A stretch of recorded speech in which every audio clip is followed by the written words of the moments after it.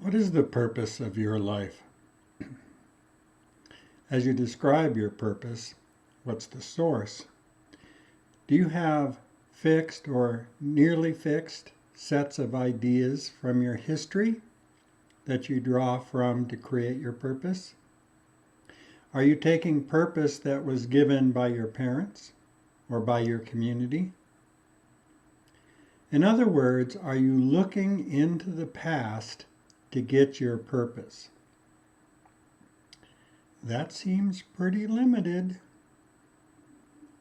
Your purpose is an act of creation. You invent it from scratch, or you get whatever default you have. Your history can inform it, but it cannot be the basis of your purpose.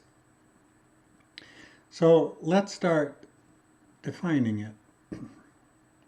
It's generally defined as fit to some outcome, a fixed value. The purpose of an engine is to power the vehicle. It can be a fast car or something that hauls cargo. It can be anything you want it to be as long as what it does is power a transportation. Not what I mean. You create your purpose as a new way of being that is divorced from your history. You don't look back to see what to fix.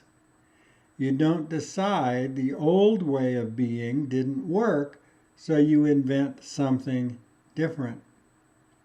Those limit your personal philosophy severely. Your purpose and your philosophy are inextricably linked. So how do you create a purpose from scratch? Well, you can't. At least you can't while your personal philosophy remains given by your past. Most of us have some history with events we want to have happen again, and other events we don't want to have happen again. As long as our philosophy is tied in with making things happen or not happen, we have no chance of creating a purpose. It will be some variation of what we want or don't want based on the past. If you have trauma in your past you want to make sure doesn't happen again, you'll have to come to grips with it. Okay. So how do we develop a philosophy for living? This is hard for most people. It requires a lot of digging through what we think we know and what we hide from ourselves. We have to build it up as if our past didn't exist. That means we will have to question every single thing we think we know and piece it together. And we have to watch out for anything that doesn't fit. Everything that happens around us or to us was almost what happened. We're human. We interpret everything. We can't help it. What we remember isn't what happened. It might be close, even very close. But we don't see everything, and some things we create an emotional reaction to. 10 people studying a scene will give 10 different responses when asked to describe it. They will not describe what actually happened. It's better to have a lot of witnesses to an event in order to get a good approximation of what happened. The first thing to do is ask the fundamental question of rationality. How do we know what we know? A corollary to that is, why do we know it? Anything is suspect, and we have to watch for anything where our first thought about it is, well, that's self-evident.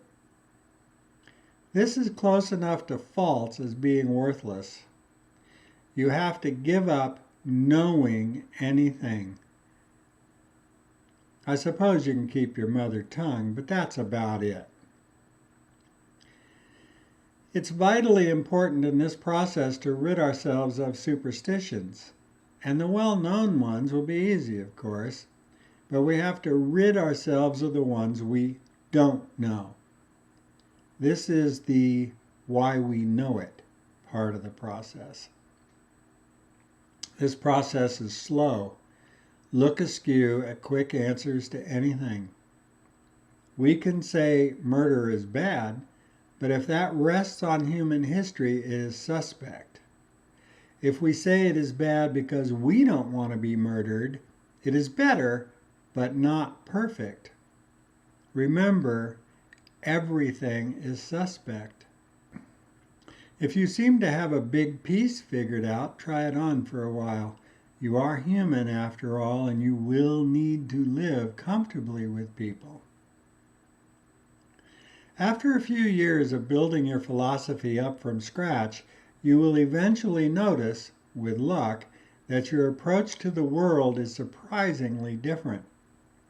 Your point of view about life has changed.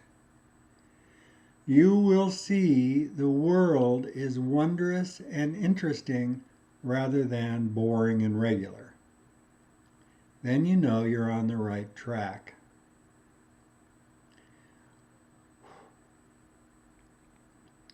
When you notice this, you can figure out a purpose. You can figure out what your life is for. What do you want to do with this new point of view? It's almost certainly not what you've been doing. You will have new conversations for the world. You will be generating fresh, new thoughts. Maybe you will do something in a well-traveled area, but bring something unexpected to it. Or you may do something entirely new. I can't tell what you're going to do with the end of this journey. You will have created it. I will say this, though, you will be happy.